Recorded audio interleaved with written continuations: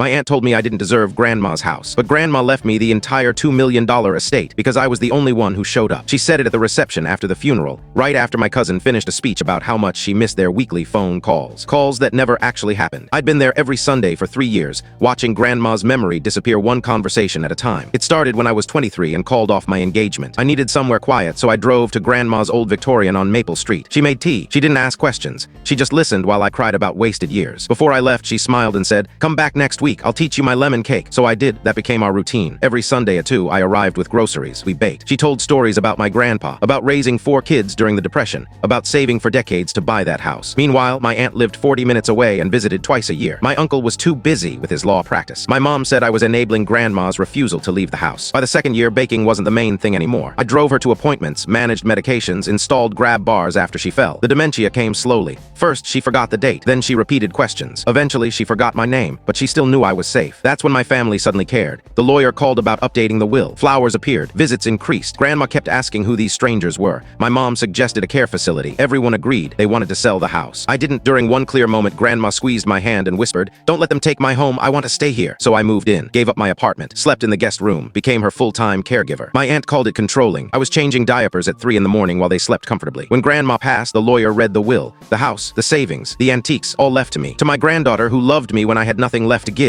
my aunt exploded. Said I manipulated her, stole their inheritance, claimed Grandma wasn't in her right mind. She was fully competent when she signed, the lawyer said calmly. They threatened court, demanded audits, investigated every dollar. I had receipts for everything. 4 months later, the court confirmed Grandma's wishes. I sold the house for $2.1 million, paid off my loans, bought a small condo, donated $500,000 to Alzheimer's research in her name. My family stopped speaking to me, and honestly, that feels like another gift she left behind, because I remember her last clear Sunday. We baked lemon cake one final time. I guided her hands. She looked at me and whispered, "They'll hate you for this, but you were my favorite because you showed up." She was right about both.